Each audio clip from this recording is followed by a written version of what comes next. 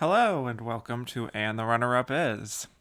This week on the show, we'll travel back in time to the 24th Academy Awards, which awarded the films of 1951. George Stevens emerged as a major Oscar favorite with his drama A Place in the Sun, starring Montgomery Clift, Shelley Winters, and Elizabeth Taylor. The film earned massive critical acclaim and earned 9 Oscar nominations, presumed to be a favorite to win Best Picture heading into Oscar night. And while A Place in the Sun would win 6 awards, including Best Director and Best Screenplay, it was the decidedly different An American in Paris that swooped up the Best Picture prize in the end. So why did A Place in the Sun come up short? We'll explore all this and more as we discuss how the Oscar almost went to A Place in the Sun.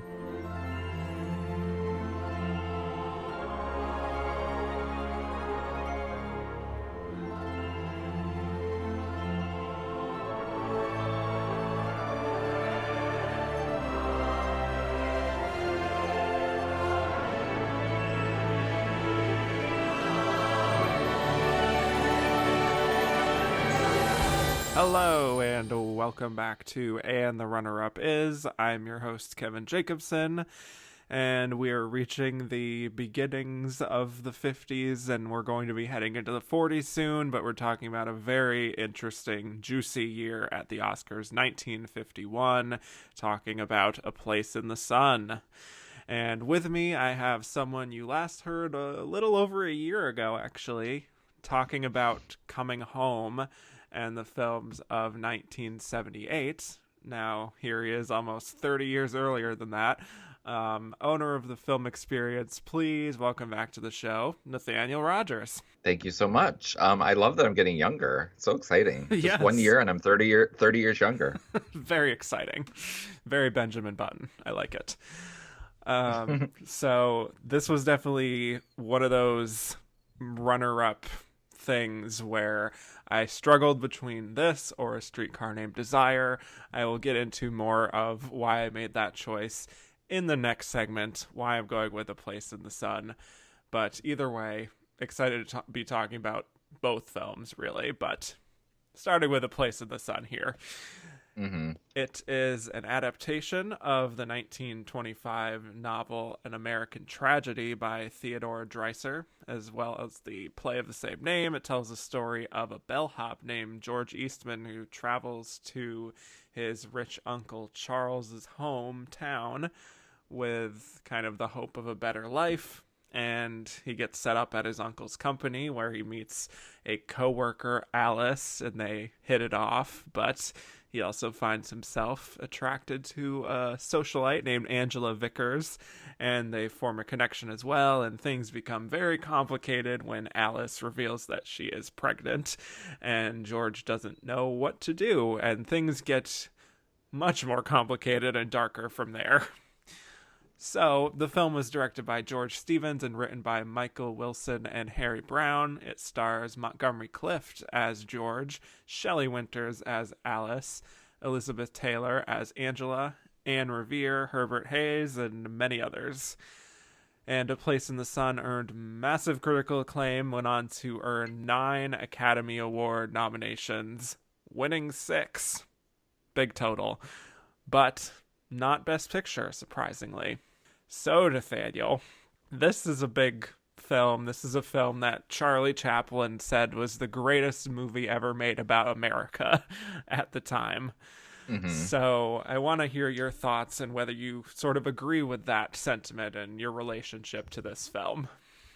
Well, I don't know that I would agree that it was the best movie about America, but it is a great movie, and I was really excited when you asked me to talk about it because it is one of my all-time favorites.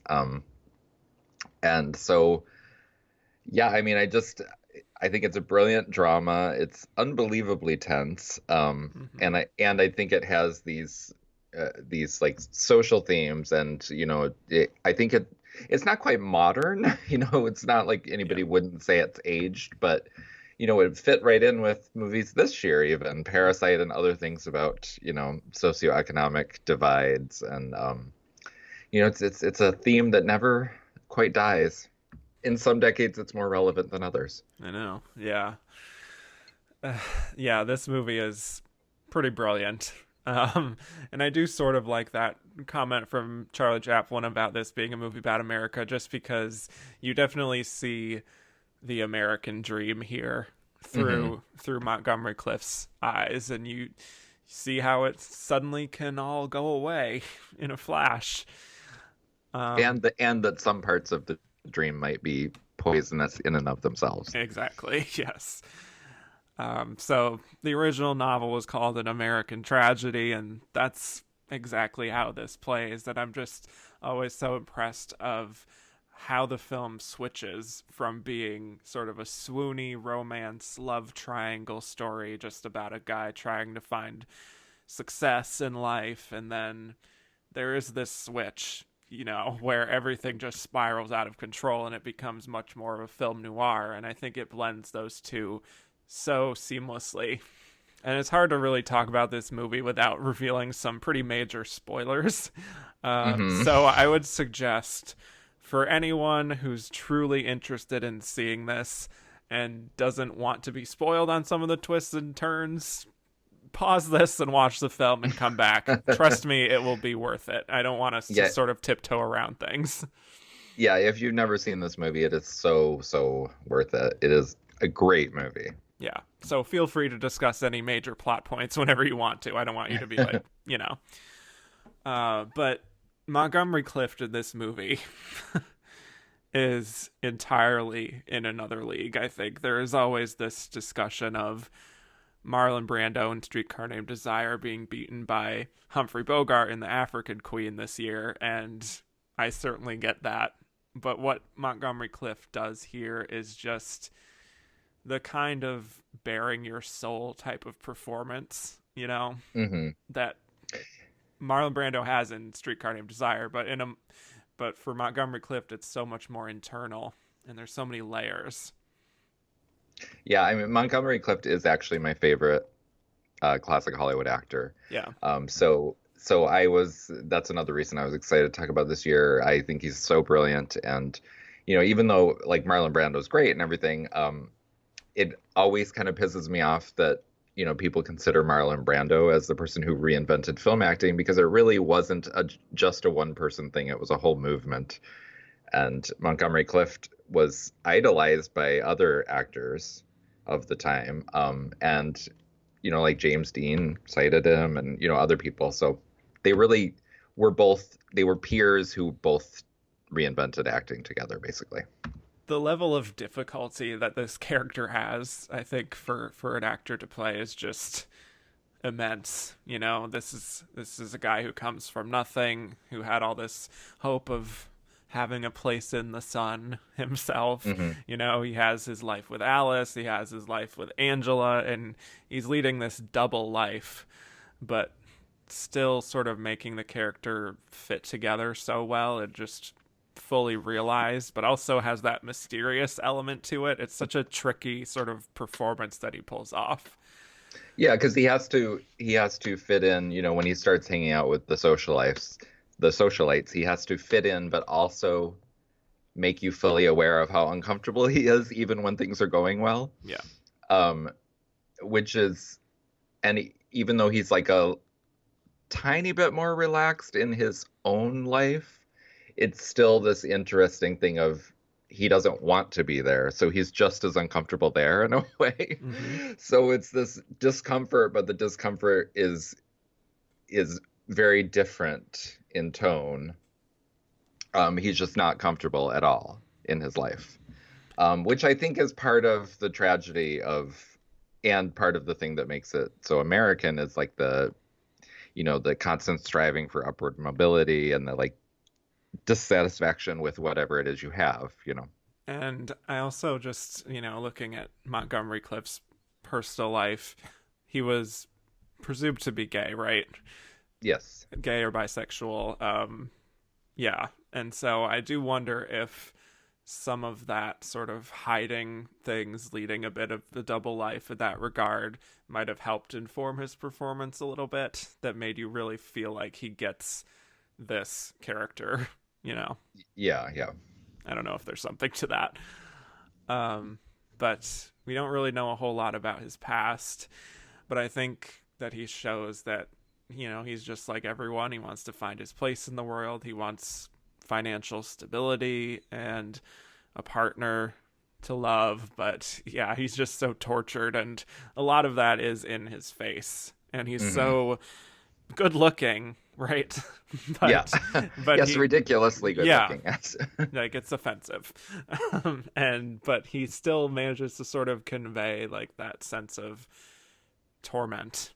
There's just like a world going on inside him. So Yeah, and I think, I mean, the casting, it's such perfect casting for this movie too, because if you think about it, the character, George Eastman, that's his name, right? yeah. He wouldn't really be that bearable as a person if you think about Angela Vickers, who's the socialite who falls for him, played brilliantly by Liz Taylor, I want to say, in one of her earliest, adult performances. Yes. And he wouldn't also be that sort of charismatic if he wasn't so good looking. So it's this great sort of mirror of the whole thing about, success and, striving for, the grass is always greener, because he looks terrific, but underneath there's a lot of problems, And I think that's just the casting itself even as a comment on the story. Yeah. Because like that world that he sees and that looks so beautiful to him, it doesn't come without a cost, and he doesn't really even understand that world. Yeah. And how costly it's going to be for him, Mm-hmm. And there's just a lot of great sort of camera work that's done to suggest how isolated he can feel sometimes when he's in those big society parties. But then, when he gets with Elizabeth Taylor, it's suddenly there's a lot of the close-ups and sort of the glamour shots, the soft lighting comes into play, which is this movie is not afraid of inky blacks. It's very much, as I like that you mentioned it. It is sort of a noir, even though people think of it as a romantic tragedy. Yeah. But it's just as much a noir as it is that. Yeah. And it is very, like, the cinematography is very expressive. Mm-hmm. Well, you mentioned Elizabeth Taylor, and I wanted to get a little more into her. Like you said, she hadn't really done a whole lot of more serious work on this level before this. She was, I believe, just in her late teens playing this role. But you can see where studios were definitely willing to take more of a chance on her as a dramatic actress after this. She probably has the least to do just emotionally and dramatically of the three performances at the center here, but I think she absolutely holds her own, and she really has that magnetic beauty to her, that she becomes almost this symbol for George of, like, this is the type of woman and this is the type of lifestyle you want to lead, and yeah, at what cost? She's like, she's the picture perfect, arm candy. Yeah, right. And for that era too, like your wife is, it's just one of it. It's very complicated what's going on with his feelings for her, Yeah. Because she is, in so many ways, his ticket into that world. And she wears a lot of great dresses in this. I think we yes, should point that out by Miss Edith Head. and who won the Oscar? Yeah, one of many. Yeah, for Edith. Yeah, and I noticed as we were as you mentioned that this would be the topic, that they won. Well, maybe we'll talk about that later. What they won. Yeah. Okay. Well, we also have Shelley Winters here, who, up to this point, again, sort of had been relegated to the blonde bombshell type of roles. Wasn't taken super seriously as an actress, but here we have, I guess you could say, an early example of the D-glam, right? Yes, that totally. Actresses would, use to, not use, but I mean, it usually helps with the Academy. And I think she's really, really good here. You know, I think she really inhabits the dowdiness of her character, and the character doesn't have the ambition that George has, but she just kind of wants to be happy and be with the person she loves. Can she be a little clingy? Yes. Yeah. You know, she gets a little much at times. But what happens to her is just like this absolute tragedy, not just the incident itself, but everything leading up to it. She's just treated so poorly. Yeah. I mean, the way George just keeps ignoring her and dismissing her, it's just really heartbreaking. And I like that the film gives her the room to show just how worthless she feels. But I also like that she risks playing it in an unattractive way. Not just that the character is dowdy, but Yeah. she really does amp up that her character is very sort of toxic for, you know, because she's not healthy Right. in terms of her own contributions to a relationship, you know. So they're doomed from the start, the two of them. But so it's sympathetic because she's, of course, the victim of this tragedy, or one of the victims, in a more literal way, the victim. Yeah. But I like that she risks being very annoying. Yes. You know? It's a very So that vanity-free performance. Yeah, it's vanity-free, Yeah. and also I think it makes the audience more complicit because I remember the very first time I saw this. I've seen it a lot of times, but the very first time I saw it, I remember being so excited when Liz Taylor showed up and having no idea where the movie was going to go because I didn't know anything about it, you know, and just like rooting for him to get with Liz Taylor, and I'm like, get away from that other girl, you know? Yeah, that's no fun. which makes you complicit in this sort of like you become George Eastman, and I think her performance really helps that. Absolutely. But it is interesting to me that she, you know, even though this was essentially a deglam, as you mentioned, for her at the time, it turned out to be the true Shelley Winters because she never went back to trying to be the blonde bombshell. Yeah. Yeah, well, going backwards, it's really kind of interesting looking at the trajectory of her at the Oscars, especially because I've already talked about A Patch of Blue, you know. I've gone through The Diary of Anne Frank, you know, I'm like very used to this by now. And so when I very first started becoming interested in movies, I went to the library and started picking up like movie star autobiographies. Oh, and hers is very juicy. I have to recommend that to people if they haven't read it. Her autobiography is so juicy, and I really wish that I could find it because I was going to try to come up with like a fun little nugget about this movie, but alas, it's in a box somewhere. There is, again, a lot of great camera work to contrast George's experiences with Alice and his experiences with Angela. You know, almost every scene with Alice is just so dimly lit, or in some cases like pitch black, to where we can barely even see their faces. Yeah.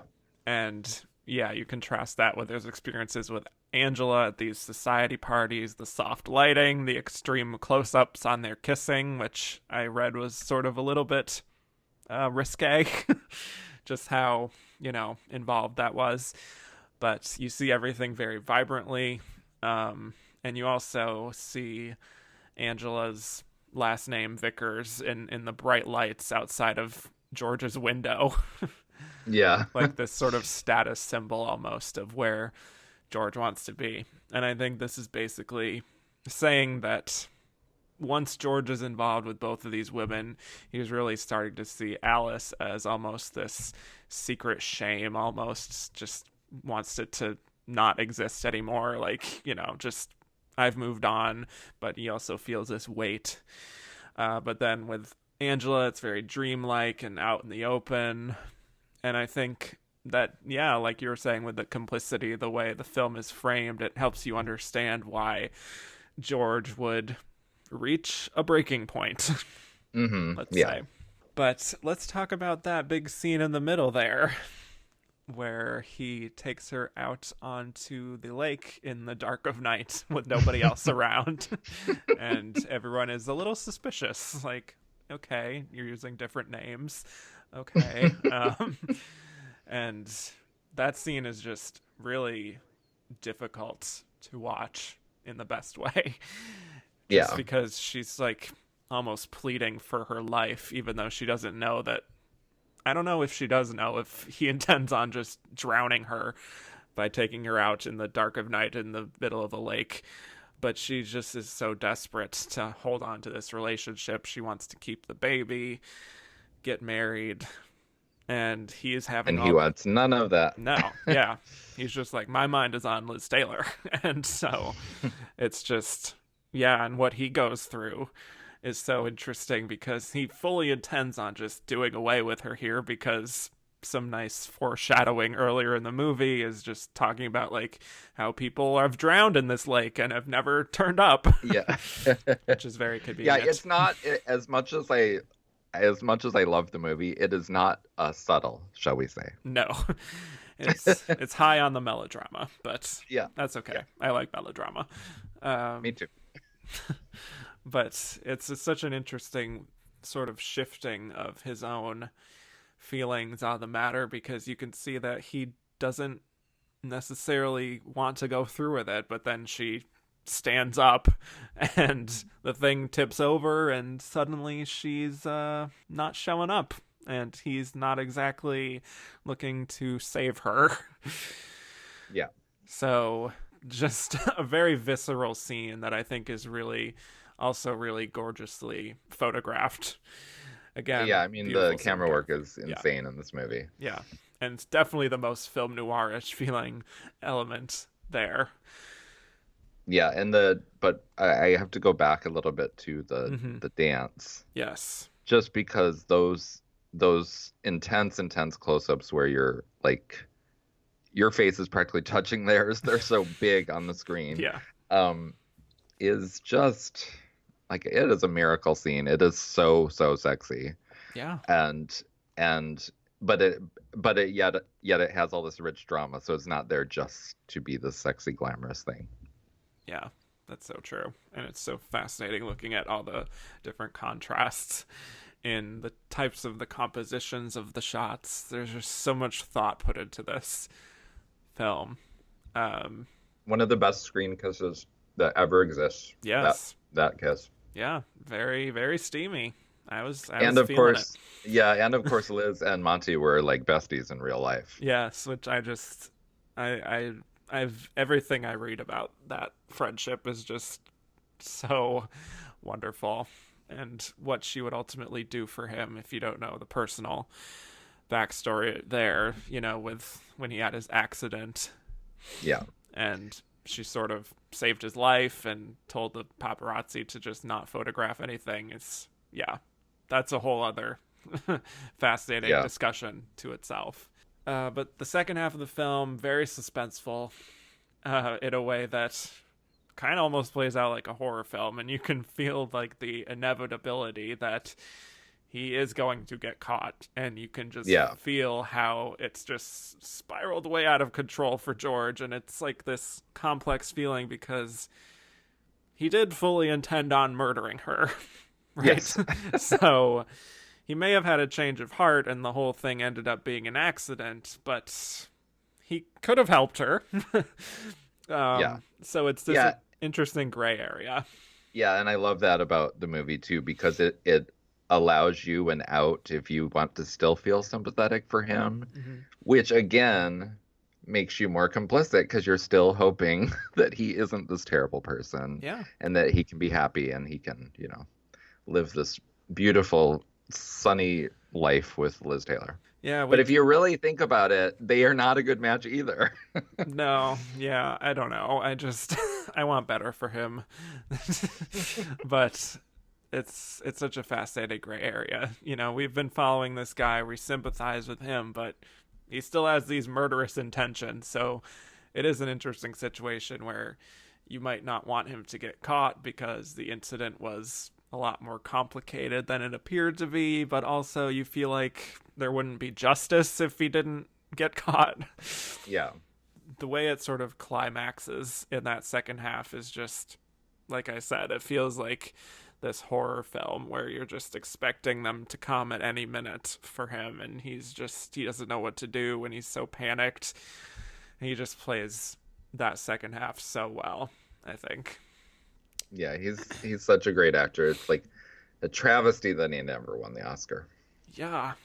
Like every single time he was nominated, I would be tempted to pick him to win, honestly. Yeah. Yep. But, somehow just putting Montgomery Clift on the stand in that courtroom scene, it always makes me emotional. Just like in Judgment at Nuremberg, same thing. He's Yeah. just so, I don't know what it is. He's just so heartbreaking where he feels this regret and like his life is over and like he just ruined his one chance at happiness. And he can explain things all he wants, but then there's sort of the grandstanding in the courtroom with that big lawyer guy who is just, clearly making a lot of grandstanding points for the jury. And Right. it's just, there's just so many complicated elements to that scene alone because, again, our sympathies are with him, but if you're looking at this on the outside, you're just like, this situation is too good to be true for you to be like, you had these intentions, but then you went out on the lake and you changed your mind, and then she drowned anyway and you didn't save her. Yeah, it's all very suspicious. Yeah, but the ending with him in the cell with Angela, and she's visiting him and talking about how they always seem to, something about how they always have their best moments when they're saying goodbye. And how this is the final goodbye. That's where I think Elizabeth Taylor really shines, and it's such a bittersweet moment that's so deeply, deeply emotional. Yeah, I Oof. love watching stars as, I mean, who doesn't? Watching stars as like glorious as Elizabeth Taylor, but when you watch early stuff and you see them come into their power, it's always like really exciting. So this is a great film to watch if you're interested in her career because it really shifts her career. Yep. And same thing with Shelley Winters, and I guess you could say the same thing with Montgomery Clift. So yeah, this is sort of a seminal movie. Yeah, and I just love all three of them together, completely at the top of their games. So any sort of technical elements that you wanted to talk about other than like cinematography? No, that was the cinematography is I would say its most memorable. The costumes are beautiful too, but black and white always it's like an advantage for costumes actually. They can Yeah. be so glorious. No, I would say that the MVP of its craft elements is definitely the cinematography.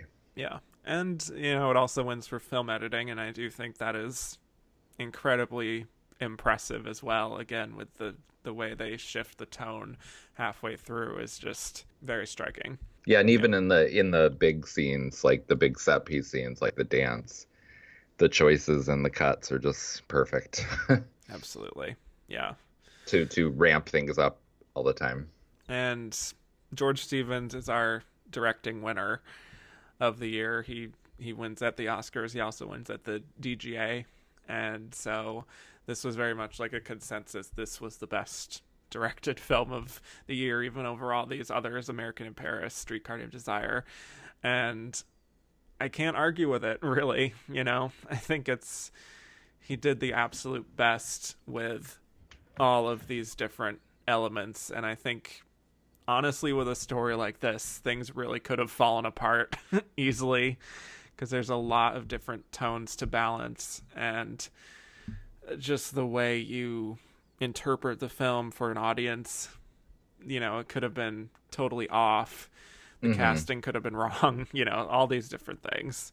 So even though it might not be the most razzle-dazzle American in Paris type of thing, Right. it's still incredibly accomplished. Yeah, no, he would be my choice that year. I mean, but again, it is one of my all-time favorite movies. Yeah.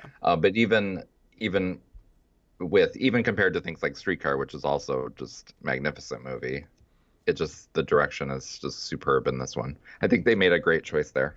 But it's still a surprise because back then they didn't, they didn't often do the director picture split that is so common now. Right, right. This is incredibly rare. But again, deserved. I would say depends on how you feel about Best Picture in terms of whether you would actually give it a split. But Well, I will say this, like as much as I am glad George Stevens won, I do blame this for Vincent Minnelli's win for Gigi later on, which oh is no, which is a yeah, problem yeah, because if he had won for this, maybe they wouldn't have felt like he needed so many Oscars for Gigi. this is fair.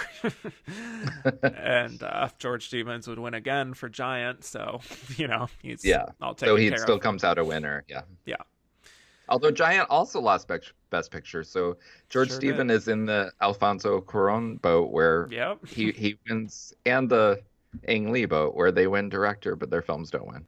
Yeah, very elusive club there. But Yeah. any other thoughts on just on a grander level, just why this film speaks to you in a way more than others? I mean, I think when you see things always plays a big role in how resonant something is for you. And Yeah. I saw this one first when I was a teenager, and it wasn't that I didn't know anything about movies already because I was really into at this point I was like really super into like trying to find out everything about movies. But it just felt so transcendent for me the first time. And by the time I got to the dance scene and the kiss, all of these things that I'd been like reading about, like, filmmaking and cinematography and editing and acting and all these things that I was interested in were right there as like these perfect, Mm-hmm. perfect crystalline examples of how powerful the cinema can be. And so it's like in that way, it's like a personal thing, but also I think maybe it's a gay thing for me personally because Yeah. like Montgomery Clift is my favorite actor from old Hollywood, and knowing that he was like a gay star, I always felt connected to him. And there's something in his performances, like he always played straight characters, but there's still something about his essence that just resonates with me. So I just love him, Yeah. and then therefore, you know, but I think this is his best movie. And then you also have Elizabeth Taylor and Shelley Winters on Yeah, top of that. yeah, yeah. But I mean, every time I watch this, I find like it's not just one scene. Like some movies become one scene for you. Like Yeah. and the dance sequence and the kiss are so powerful that could easily be, if the movie was weaker, that could just be the whole movie. That's Yeah. why people love it. Hmm. But the whole movie's great. Yeah. It really feels like just one of those films that you could really just base a whole like fundamentals of storytelling for film on. Just Yeah. with all of the different elements are so on point, from the screenwriting all the way up to directing and everything in between. Is Yeah, and I think that's what's so beautiful about melodrama too, is it allows you to use everything in very, like, I don't want to say unsubtle because that makes it sound like a pejorative, but you can use things in a very bold way where you're not pretending that you aren't telling a story, yeah, and that you aren't going for these like operatic feelings, you yeah. know? And I would argue that we should have more of these types of films these days. Yes. Yeah. Sometimes you just you crave something like this. I don't know what I'm Yes. saying. No, Regardless. but well, whatever you're saying, I co-sign. Yeah. There's certainly a lot of really fascinating ways that directors these days are shifting the types of stories we tell and the way that we tell them, and that's very important. But also on the same level, you can appreciate a story like this that just goes for broke and knows what it wants to be. Anyway, Place in the Sun, excellent film. Highly recommended if you haven't seen it. So, when we come back, we will be discussing why A Place in the Sun lost Best Picture to An American in Paris. This is the unforgettable story of a boy from nowhere, fighting desperately for his place in the sun. torn between the conflicting passions that shaped his destiny. Montgomery Clift, dazzled by the radiant beauty of Elizabeth Taylor, a girl so far above him she seemed like a goddess, but only too human when he held her in his arms.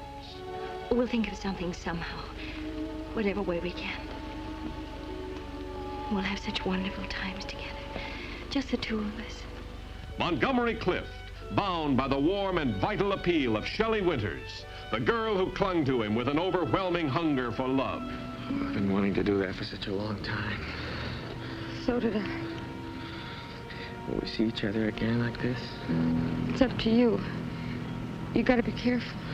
One love grew in the shadows of the night, sealed by a secret they could share with no one. The other love flamed in the bright light of gaiety and laughter, a need that drove him with all the recklessness of youth itself, a dream that was built on deception. You lied to me, George, for the last time. Now I want you to come and get me. Yes, I'll come down in the morning. And if you're not here in half an hour, I'll come where you are. I'll tell them everything, George. I mean it. You too will know the fears, the desperation that claimed him, as fate weaves the strange fabric of his life. For A Place in the Sun is a story that will forever hold a place among your greatest dramatic memories. Is your name George Eastman? Yes. You're under arrest.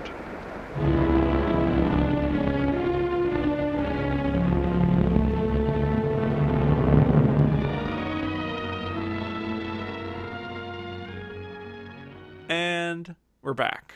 So now we'll be discussing why A Place in the Sun lost Best Picture to An American in Paris. A Place in the Sun was nominated for 9 Academy Awards, including Best Picture, Best Director for George Stevens, Best Actor for Montgomery Clift, Best Actress for Shelley Winters, Best Screenplay, Best Cinematography, Best Costume Design, both black and white, Best Film Editing, and Best Score, and it won 6 of them, including Director, Screenplay, Cinematography, Costume Design, and Film Editing. Ooh, it's quite a bit. A big haul. Yes. Six trophies. It really is. So A Place in the Sun before the Oscars won the Golden Globe for Best Drama. It also won the Directors Guild. It won the Writers Guild for Best Written American Drama. And it won the National Board of Review. And An American in Paris won the Golden Globe for Comedy or Musical and the WGA for Best Written Musical. So let's talk about how this happened, because according to sort of the writing at the time, this was a Best Picture race between A Place in the Sun and A Streetcar Named Desire, and we have a third party coming down the middle, American in Paris, to take it. So yeah, why do we think this happened? I blame Streetcar Named Desire. Oh boy! But yeah. I also love that movie. Don't get me wrong. That movie is super brilliant. But it's they're both like appealing in the same way. They're these super, super dark tragedies with incredible acting, incredible cinematography, and just, they feel like epic as American dramas. They both have like pedigree. So I think that they were a little too similar, even though the movies obviously aren't. They're just, I think maybe they just appealed to the same groups of people. Yeah. And so anybody who wasn't quite on board with either of them, and also I think A Place in the Sun, maybe at the time, I'm just theorizing because of course we weren't alive. Mm-hmm. Maybe at the time it was a little easier to admire than love, because it is kind of sour. Yeah. It's a tragedy where people behave very badly, and you're sort of rooting for them to get away with it until you're not. And like there's things about it that are extremely depressing, and not just because it's a drama, if you will. Yeah. Yeah. I mean, when you look at the history of what wins Best Picture, there's not a lot of films like A Place in the Sun or A Streetcar Named Desire. Yeah. just, I mean, you look at American in Paris and it is very much apples and oranges, for one. Yes. Yes. Like, could not be more different than these two films. But very entertaining film, very uplifting ending, a happy ending, song and dance, entertainment, bring the whole family. And it's also it appeals to people who, want their movies to be like lavish and super well made, because it is. Yeah. And I mean, the craft elements color. are all yeah, exactly. So it's not like it's a bad movie. It's just Place in the Sun deserved to win. So. Yeah. Well, just to add a little more about American in Paris, it's a beautiful showcase for Gene Kelly's skills, once again, as a dancer. Always just inspiring to watch him do what he does best, and especially impressive when, there's very little cuts in the editing. So it's like you're watching a performance on stage, really. And we talked in the 1952 episode about how An American in Paris winning Best Picture probably affected Singin' in the Rain's chances the very next year. And yes. To be honest, even though I really like An American in Paris, part of me does wish that they just waited a year and rewarded Singin' in the Rain, because I do think it's superior in almost every way. But Gene Kelly was rightfully given the honorary award this year at the Oscars for his versatility as an actor, singer, director, and dancer. And very deserved, yes. But it's very much just a classic case of the Oscars, just especially at this time, going with the big lavish studio film, the big picture, as opposed to the best picture in some ways. And I think maybe there was also an atmosphere in the time where we had McCarthy hearings happening. I don't know if there was a sense of like, let's escape the reality of what we're dealing with and go for this sort of entertaining throwback sort of thing. MGM was certainly a big player, and I think they did have a lot of voters in the Oscars at the time. I think all of this helped, and I do think it definitely helped that A Place in the Sun and A Streetcar Named Desire 100% split votes in terms of the type of person who's going to like one of those films is going to like both of them, and which one do they support? Hard to say. Right. So. And also, they didn't have preferential voting at the time. Right. So, I don't know that would have made a difference, but maybe. Well, it was interesting. Like, have you watched the Oscar clip of American in Paris winning? I have not. I suggest, if for those of you listening, that you watch that, because it is, when it's announced, it's clearly a surprise. Yes. Because you hear it in the audience, and people in the audience in the house are it's excited surprise. They're like thrilled that it won. Yeah. There's like this raucous reaction. So it must have been cresting at just the right time, and people just really loved it. Well, it's a crowd pleaser. Yes. I think even though we have these two films that are such dramatic, screenplay-driven films that are about very important things that have sort of endured, you can absolutely see why An American in Paris, which has sort of still endured as well, can leapfrog over those two. Yeah. Let's just say. Yeah, and they were all like popular, as I was saying. I just wanted to look up so I was sure they all were in the top 10 most popular movies. There you go. Yeah. We got a few Twitter questions about A Place in the Sun and I believe American in Paris. Yes. So let's get to those real quick.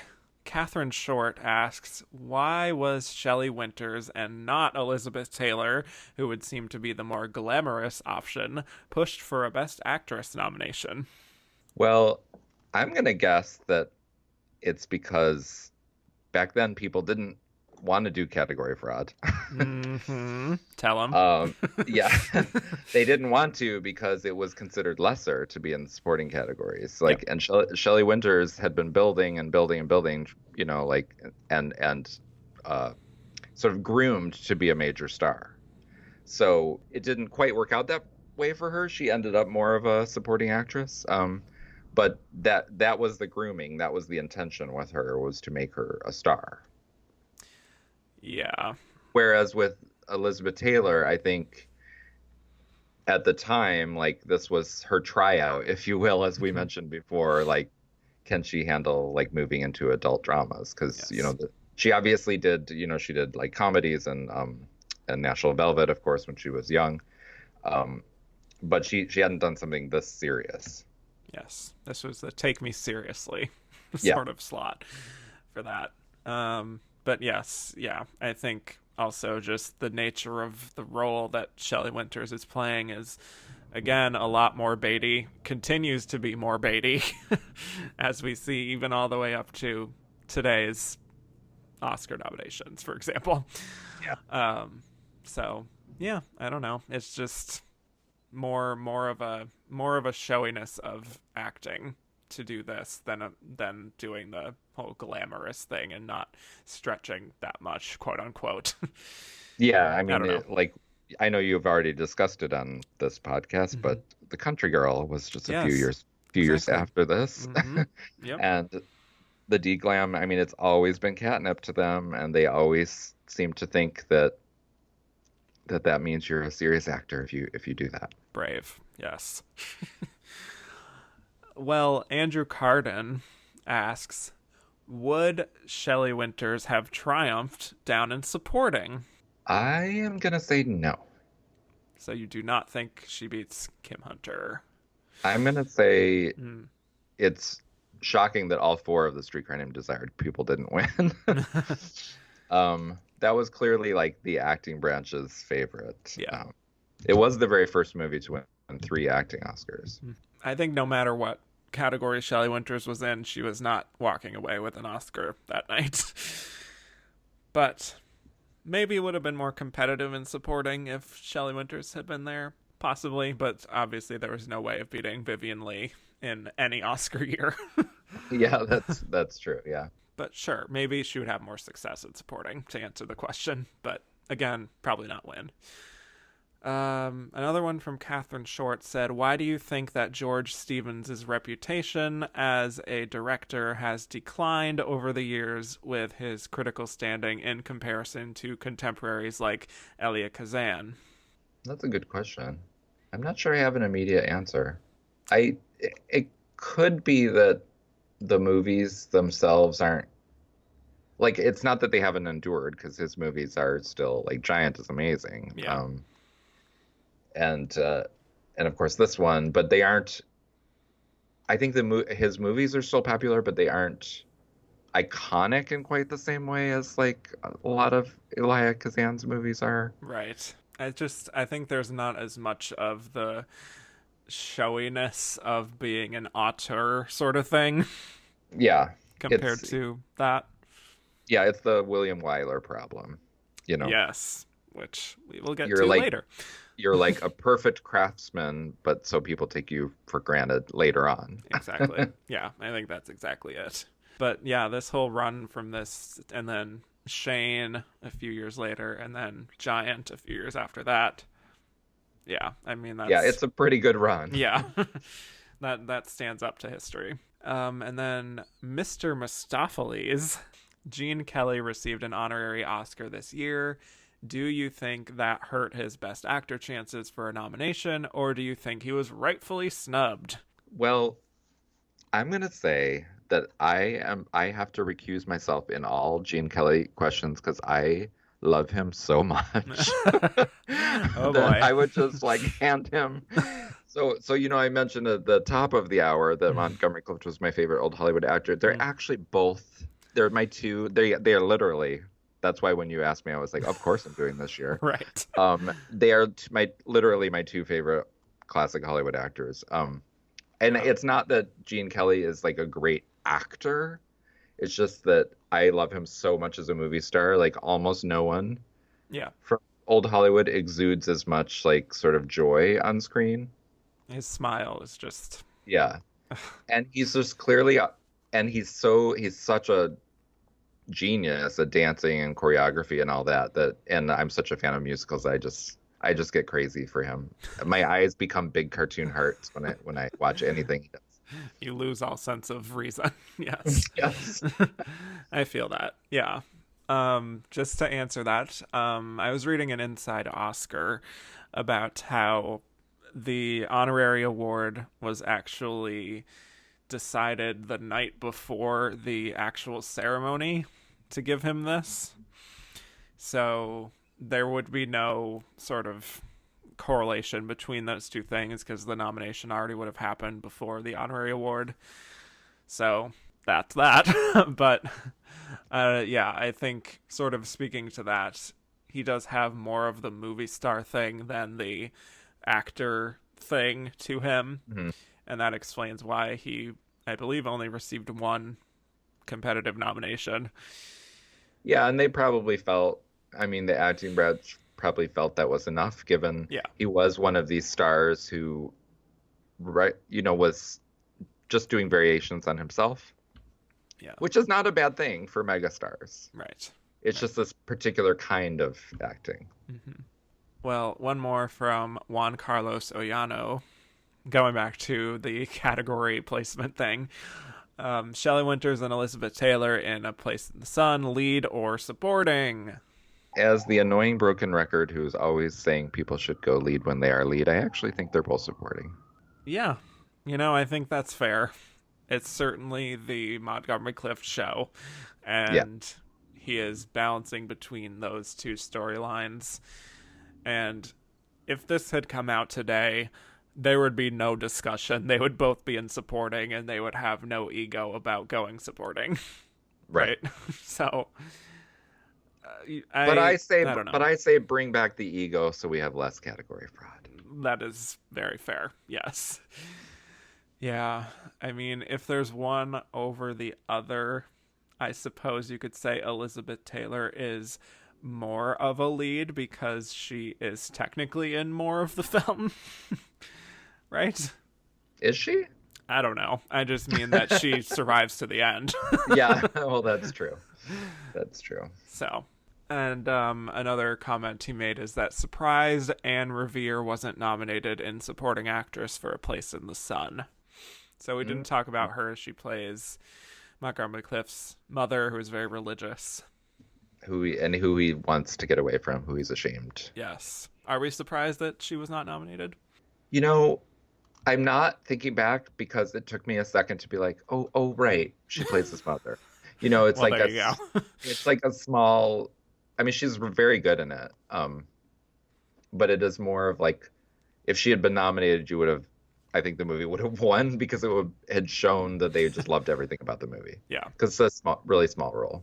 Yeah, very, very small, and that's probably exactly why she wasn't nominated. So I guess not surprised, but she's certainly very committed to the role whenever she's on screen. So moving on, I do want to talk more about A Streetcar Named Desire here. Give it some time here, and this is where I can also talk about why I chose A Place in the Sun over A Streetcar Named Desire for the runner-up. Because you could certainly make a case for both, especially with the actors branch being the biggest part of the Academy. The actors were clearly here for Streetcar. I think at the end of the day, A Place in the Sun has more of a cinematic quality than A Streetcar Named Desire, number one. And also, I think the subject matter is a little more something closer to what they would reward than Streetcar. And just are you referring to not liking movies about women? Perhaps. Yeah. So I think also the fact that it wins director, I mean, that's usually one of the biggest signs of all that it was close. And the one that really clinched it for me, I think, was the fact that A Place in the Sun won screenplay over A Streetcar Named Desire. And Streetcar is actually so very wordy and filled with monologues, even more so than A Place in the Sun, that you'd think that would win that in a clincher. But there was just so much broad support with A Place in the Sun and all those technical categories, directing and writing, that is why I went with what I went with. Yeah. So I hope that makes sense. So Streetcar, go ahead. And it also could have been, I mean, like Tennessee Williams is like such one of the greatest playwrights of all time, of course, and it could have been a feeling of, he already wrote that. Right. Yes, he adapted his own work, but it's fair. basically the play on screen. Yeah. Well, I guess you could say that A Streetcar Named Desire is sort of the film that has endured the most, arguably, from this Best Picture lineup. I think even casual moviegoers sort of have a sense of what this film is. The yelling of Stella part, and you hear the actresses these days always being compared to the Blanche Dubois type of Southern Belle roles. Yes. And just the general Marlon Brando of it all, I feel like that has very much endured. Of course, there is a stagey element to it, but what I love about it is that you can just feel the sweat and the heat. It's such an evocative movie. Yeah. It's so good. Mm-hmm. So like it feels weird to be like acting like it also didn't deserve to win, because in any other year, oh no, I know, I would be like, that should have won. Yeah, I mean, this goes without saying, but I think what Vivien Leigh does in this movie, it's truly a level of brilliance that puts her in the greatest of all time performances category for me. And it's not just the line readings and sort of how dramatic and Southern Belle attitude she can be, but I think she really just digs deep into this character and shows, again, speaking of tormented characters, sort of how she is feeling on the inside and so insecure about aging and regretting the past and all that wonderful stuff. Yeah, it's just a miracle performance. Yeah. Totally one of the best of all time. Yeah. And she's over the top, but it's what the role requires, and she just goes above and beyond. But then, speaking of that, there's Marlon Brando, who is just kind of his own towering performance there, and then just that prime example of the animalistic sort of leading man, and this is such a new character type for the time period. Mm-hmm. And you always hear the comparison of like the torn t-shirt style of acting, and that's exactly what he sort of revolutionizes here, I suppose you could say. Mm-hmm. Do you have different thoughts on Marlon Brando? No, I mean it's interesting though that he reads as like in his career, like the characters that became most iconic for him, and it's interesting that they're like blue collar. Yeah. Whereas with Monty Clift, it's even though his characters can be blue collar too, they don't read quite that way, because they're in environments like A Place in the Sun is all about him trying to be in a different environment than that. So I do think that's interesting that Marlon Brando sucked up all the credit for method acting. Yeah. When he obviously did not invent it. Like there were a lot of actors practicing it at the time, but it's interesting because his roles are, as you say, like very like animalistic, and then there's this blue collar quality. I think it's like maybe more relatable for people, like more everyman. Yeah. Than something like Monty Clift that feels like he's breathing rarefied, tortured air. And it's just obviously more blatant acting, I suppose, which tends to help. but they're both brilliant. Like I would be fine with the tie. Right. I mean, this is the problem of overdue Oscars. You wait until African Queen to give it to Humphrey Bogart, and then you've denied Montgomery Clift and Marlon Brando. Yeah, both exactly. Two of the greatest actors of the 50s. Honestly, just looking at Marlon Brando in the film, I see this pop up on Twitter quite a bit these days, but just like GIFs of him and videos of him in the film with, when he's taking off his layers, and it's, popping that cork on that bottle. Oh, Lord. That's a whole other thing. Yes. That is just the most suggestive thing I've seen in a classic film. But he's just like the epitome of that sort of masculine hotness sort of thing. Yeah. But anyway, Cody Derricks asked us 3 acting wins for Streetcar, yet Brando isn't one of them, even though he is inventing modern screen acting in real time during this movie. Explain. The only explanation is that overdue Oscar for Humphrey Bogart. Yeah, that's what it is. And I don't know if and there's, I'm sorry to interrupt, but there is also the thing of they don't like giving it to young men, and Marlon Brando was in his 20s. That's what he was in his 20s during that movie. Right. There was that slap the stud syndrome thing that we talk about at Gold Derby sometimes, of just like, you have it all, the Academy is filled with older men who will probably feel threatened by this. So yeah, Yeah, wasn't Marlon Brando like 25 when they filmed this or something? Yeah, something like that. Very young and very much in his prime. So, and it's just a style of acting that I imagine was not universally loved. I know Joan Crawford did not care for it, for example. Well, you can even feel like that's one of the reasons this movie's so magical, though, is like you can even feel that transfer of old acting to new acting in the conflict with Blanche and Stanley, because Vivien Leigh, even though it's like a brilliant performance, I would say even if I only had 5 nominees for all time for Best Actress, she'd be one of them. Yep. But you can feel that it's like old Hollywood acting and new Hollywood acting at the same time. It totally friction, which makes it so electric. Yeah. Just it's dynamite just whenever they're on screen together. But let's talk about someone else in the film. Juan Carlos Ollano asked, do you think Karl Malden should have won supporting actor in A Streetcar Named Desire? Let me think about this. You take that one.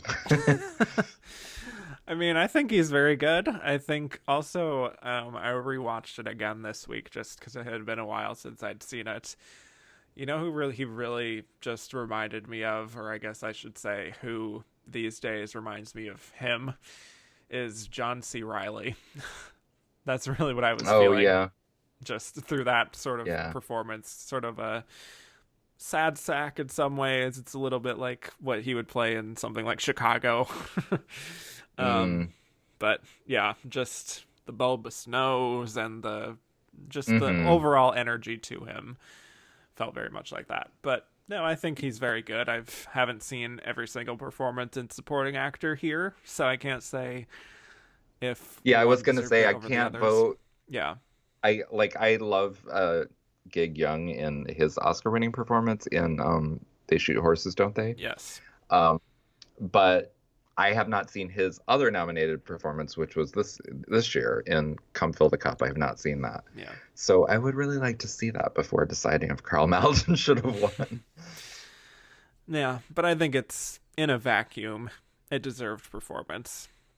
I think he gets to the sort of humanity of that character. So. Oh, yeah. Well, in a vacuum, wouldn't it be thrilling if we actually did have a movie that won all 4 categories, and wouldn't this one be the most deserving? That would be... Yeah, absolutely. That would be incredible. I mean, you can also make a case for Network as well, I would argue, being very deserving of that. But yes, again, I just go back to this, and a lot of people have said this over the years, but the fact that, 3 of the 4 Streetcar Named Desire people won, and one of them wasn't Marlon Brando, is just always a little bit bizarre looking back. Yes. Because he stands out so much. But anyway, Christian Bonamusa asks us, have you ever depended on the kindness of strangers? Have you, Nathaniel? Yes. And I also tried to pay it forward just this morning. Somebody's card declined while I was getting breakfast, so I paid for them, a total stranger. Wow. I did my good deed this morning. That's so beautiful. Wow. That is truly kind. No, I like to fend for myself. Anyway, let's move on. Let's talk about some of these other Best Picture nominees that are certainly not as remembered as the three we've been talking about. Yeah. Briefly going over, one of them is Quo Vadis. Once again, we have the biblical epic nominated. The Academy certainly loved these a whole bunch in the 50s. Yeah. Well, audiences did too, clearly. Yeah. Big spectacle, Technicolor. This is the time of Emperor Nero in ancient Rome. And Robert Taylor is playing this Roman military commander falling in love with a Christian woman, played by Deborah Kerr. Peter Ustinov, I would say, is the MVP of the film. He's playing Emperor Nero and is just very...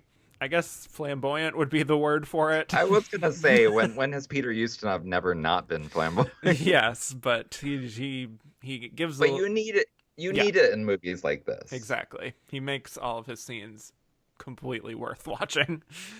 Otherwise, this is a 3-hour film, and you sort of feel that. I would say that there is a reason that the film hasn't really reached the status of like a 10 Commandments per se, but it's solid for what it is, but also way too long. I don't know if you've seen the film, but I have, but so long ago I do not remember. Yeah. I do not remember much about it other than, of course, Peter Ustinov, because it's hard to forget in anything you see him in. Yes. It was nominated for 8 Oscars, won 0 of them, so nice job. Really, the 3 films we've been talking about just sucked up all the oxygen as far as wins. But the other nominee was Decision Before Dawn. A late breaker. It came out at Christmas. Yes.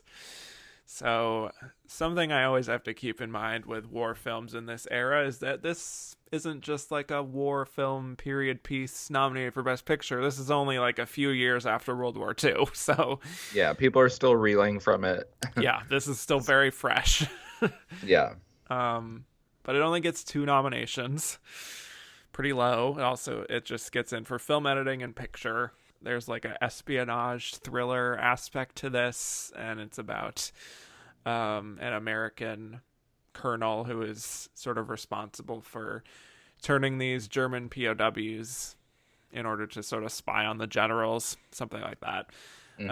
Certainly smarter than the average sort of film of this nature. Has a lot on its mind. There's something sort of interesting in covering all the various attitudes about the war among different groups of people, but again, not the most memorable for me.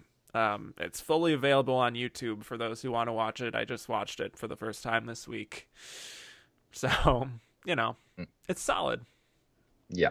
Jackson DeStefano asked us, why hasn't Decision Before Dawn had the lasting reputation of the other nominees? This is the one I haven't seen from them, so I must say I don't know. I think because it's a little too low-key compared to other types of war-centered films like this. Like I said, it's a little more cerebral with its approach and not always with the big action sequences, so I don't know. That might have something to do with it. Otherwise, I'm not really sure. It just didn't really seem to have the impact of these other films. But moving on to our Should Have Been a Contender segment. This is where we talk about other films that were not nominated for Best Picture that came out in 1951 that we thought maybe should have had a fairer shake. So, Nathaniel, do you have another film from 1951 that you wanted to talk about? Yes, and I think it won't come as a shock, but Alfred Hitchcock, Strangers on a Train. Yes. Because one of his best movies, and he had so many great movies. That's always saying something when you say one of his best movies. Yeah. And they ran hot and cold with Hitchcock, of course. But I love that movie, and I think it clearly should have been one of the nominees. Yes. I believe it only gets like 1 nomination for cinematography, maybe. Yeah. But this is a Patricia Highsmith adaptation I always love some of those. She makes good cinema somehow. Yes. Yeah. Really incredible Robert Walker performance in this. He's playing the sociopath who gets involved with this tennis pro played by Farley Granger, who is very good looking as well. Lots of good looking men in this this year. 51 was a good year for men. It was. But Robert Walker is very much his movie through and through. He just plays this kind of sociopath so well, and you can tell he's just having the time of his life doing it. The climax on the carousel is wild. I mean, so many things about this movie are wild. Like it's so expressionistic. Like some of the shots are just so movie, you know, like yes. you couldn't possibly see them except for on a movie screen, like broken glasses and just yeah. I would guess that the cinematography nomination comes from that sort of thing. But I'm not that surprised that it wasn't nominated for more than that, considering I feel like it's just probably would have been considered just a genre thriller film that doesn't have that sort of art element to it, even though it's really, really fun to watch and really smart and just a blast. Mm-hmm. And then Josh Parham asked us, if you were to nominate Robert Walker in Strangers on a Train, would you classify him as lead or supporting? I swear this is the favorite question of my followers. I would say that they're both leads. It's like these two men playing mind games with each other. Yeah, both leads for sure. Just another comment that Josh Parham made. Side note, I'm expecting proper Montgomery Clift swoonage on this episode. So you're welcome, Josh. Yes, we've done so. Yes. And for those of you out there who are novices at Monty Clift swooning, get yourself to Red River as soon as possible. Yes. The ultimate Clift swooning in that movie. Well, that and From Here to Eternity. Yeah, I was gonna say, right.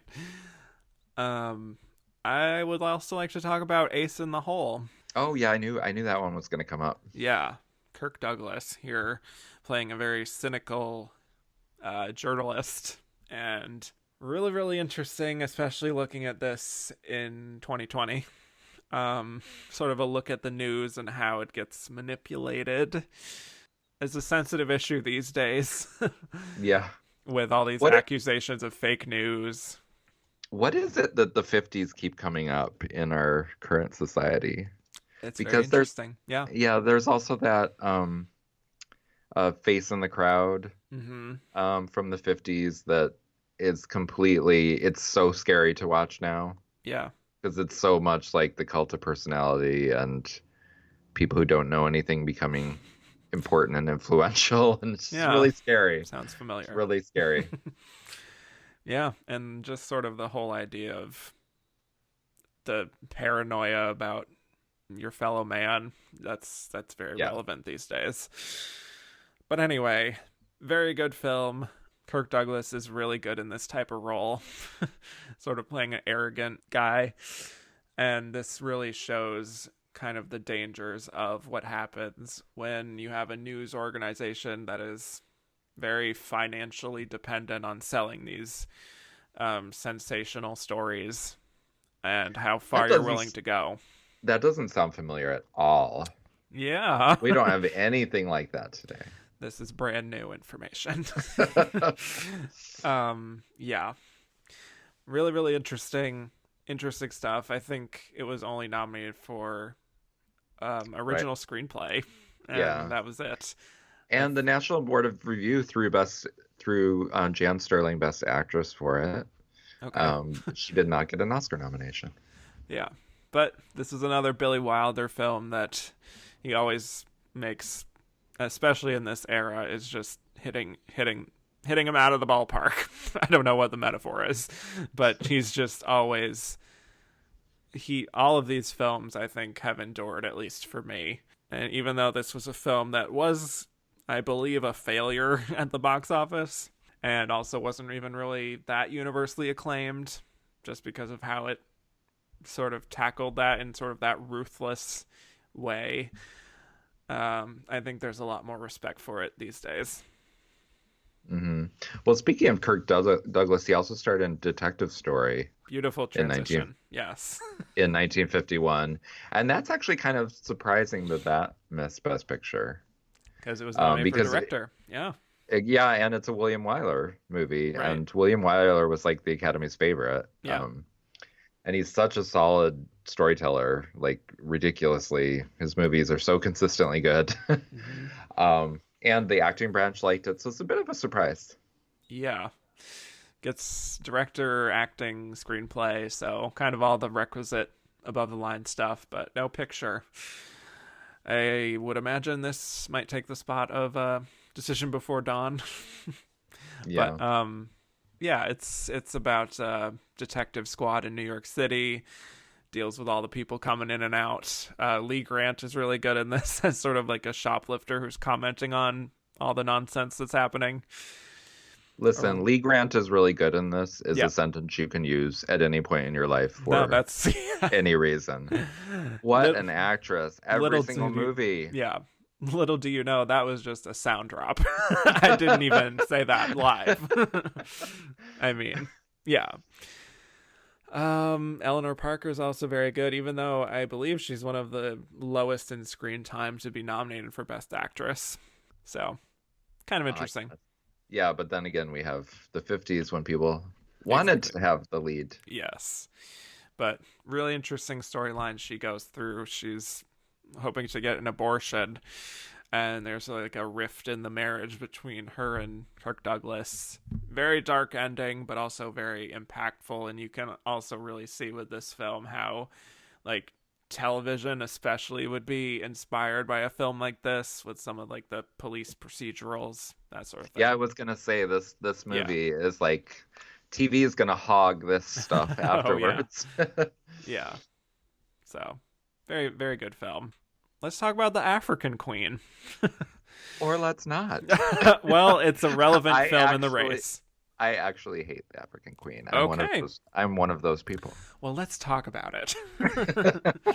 Let's dig in deeper onto that. But this is another film nominated for director, screenplay, and acting. We have Humphrey Bogart and Katharine Hepburn. I imagine this also might have come close to Best Picture. Little action-adventure film.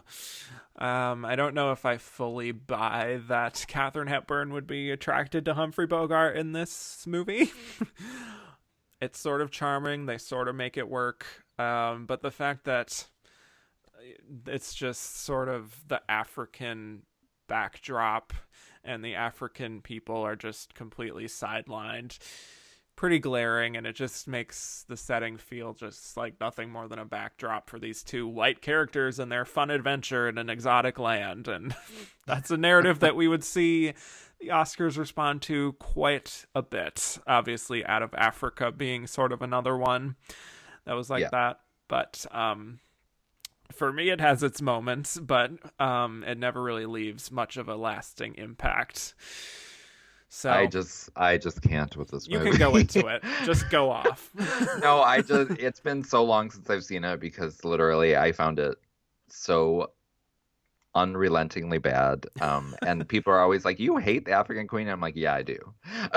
But I just don't think it's charming. I don't buy the relationship. Like, I think both performances are not good. And I do not respond well to this movie.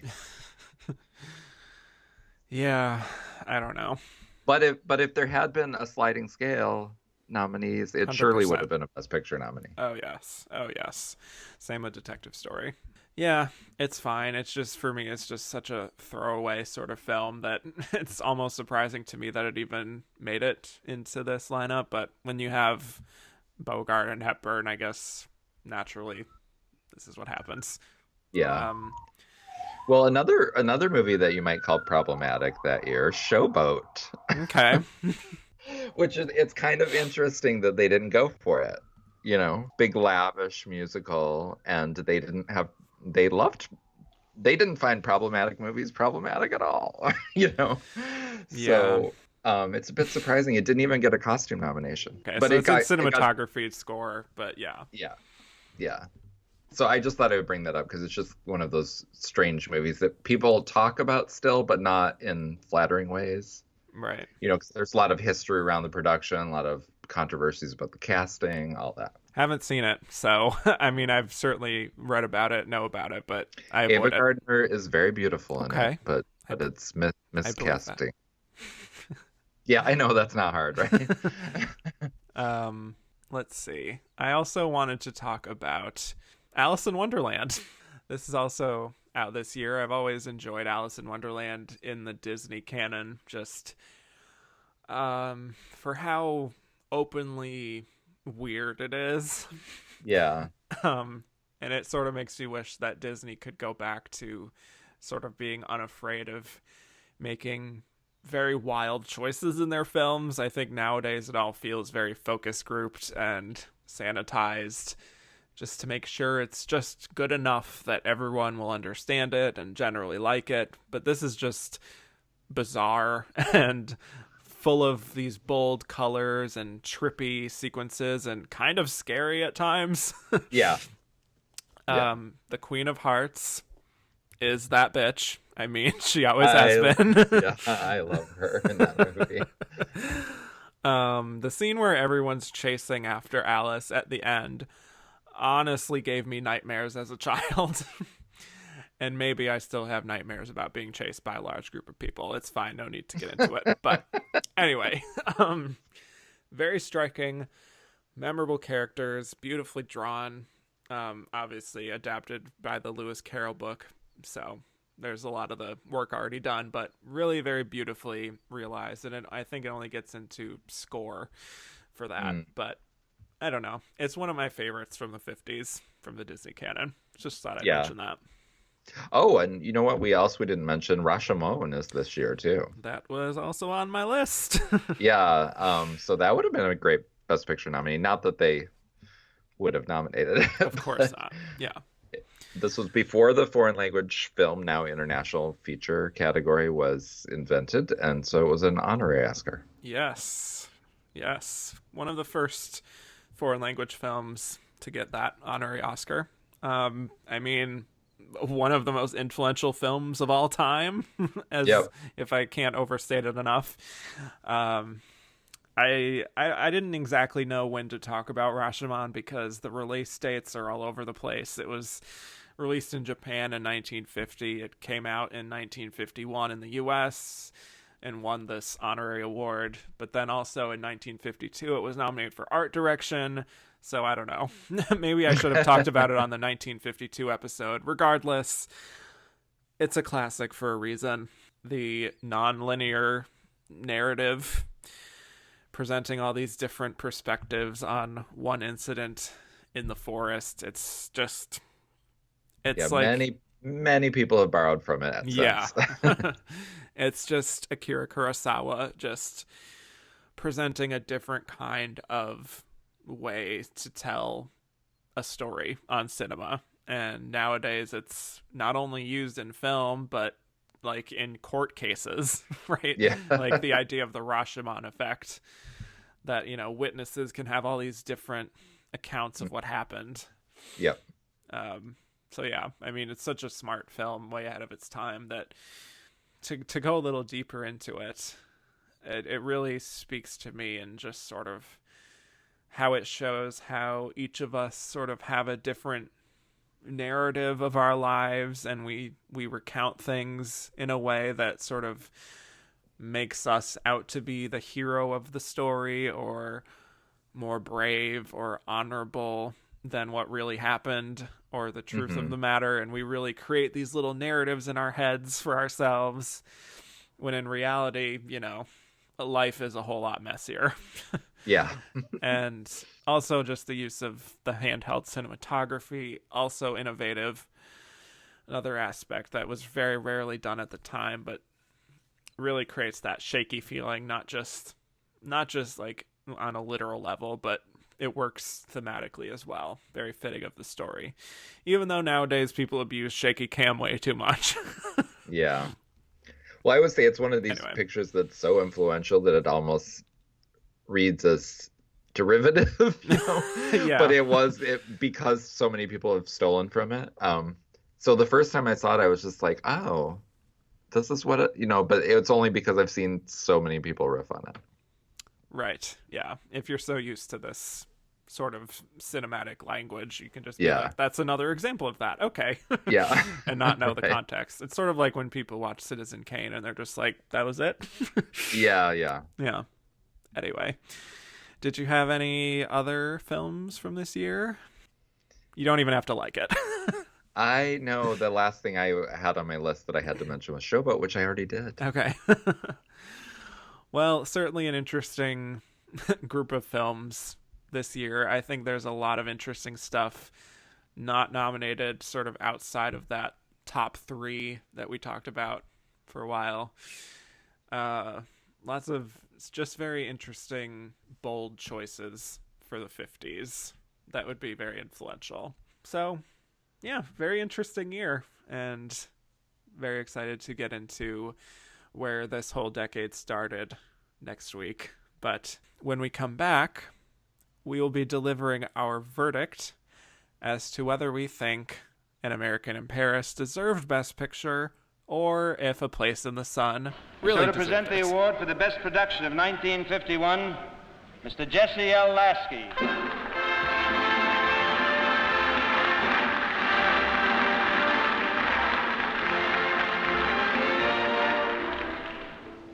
You know, as I looked over the list of nominated pictures this afternoon, I was struck with one thing, the uniform excellence of these motion pictures. Now, as for my private preference, well, I'd be just as happy to see this contest end in a 5-way tie. But obviously, fate must be more precise, and the envelope will contain no such happy resolution. The nominees for the best production of 1951 are An American in Paris, Metro-Goldwyn-Mayer, Decision Before Dawn, 20th Century Fox, A Place in the Sun, Paramount, Quo Vadis, Metro-Goldwyn-Mayer, and The Streetcar Named Desire, Charles K. Feldman Group Productions, Warner Brothers. The fatal envelope, please. Oh dear. The winner is An American in Paris, Metro-Goldwyn-Mayer. As you heard the tumultuous shouts go up from the audience, popular decision again, American in Paris, the best motion picture of the year. And we're back. So now we'll be delivering our verdict as to whether we think An American in Paris deserved Best Picture or if A Place in the Sun deserved it. Nathaniel Rogers, I think I know your answer, but go ahead. Well, I was gonna say this the second time you've had me on, and both times I've been like so in love with the runner-up Yeah. that my answer is clear. From I love A Place in the Sun, one of my all-time favorites. So yes, Best Picture for me. Beautiful. Question to expand it out. Looking at the other Best Picture nominees, including Streetcar Named Desire, does your answer change, or is it still A Place in the Sun? Shockingly, my answer does not change, and I say shockingly because Streetcar Named Desire is way up there in my favorites too. So those two are two of the best films of the 50s, and they're right in the same year. Yeah. And I, not to be boring, but will completely co-sign that. I think A Place in the Sun deserved to win Best Picture over all of these films. And I think it just serves as such a fascinating, like I said, almost just like building blocks of how to make an effective film, even with sort of limited resources. I feel like, it's not the big spectacle thing. It's just a very intense character study, but told in such an effective way on every level, every department operating on an excellent level. And Montgomery Clift's performance is truly one for the ages. Truly. If I was to open it up to say any film from 1951, I think there is a discussion to be had that Rashomon maybe deserved it. But, I mean, from what America was producing in 1951, I truly think there was nothing better than A Place in the Sun. So, So Nathaniel. And I agree. So yes, I agree. Even I even like it more than Strangers on a Train. So there you go. Yep. Yeah. Well, thank you once again for joining me. This was a wonderful discussion about a movie we clearly both love. So thank you. Thanks for having me on. This was so much fun, and I love like being a missionary for this movie. Please see this movie if you listen to this podcast. Yes. Good to be an advocate. All right. So tell the people where they can find more from you on the internet. You can follow me on Twitter at Nathaniel R, or visit me at thefilmexperience.net, where we're talking about the movies daily and also the Oscar race this time of year. Excellent. And you can find me on Twitter at Kevin_Jacobson. The show is at Oscar Runner Up. And you can go anywhere you find podcasts to subscribe, leave a review on Apple Podcasts. That would be nice. And if you like what you hear and want to hear more, go to patreon.com/andtherunnerup and subscribe and hear all kinds of wonderful Oscar nonsense. So, once again, thank you, Nathaniel. Thank you. And I will bid you all adieu.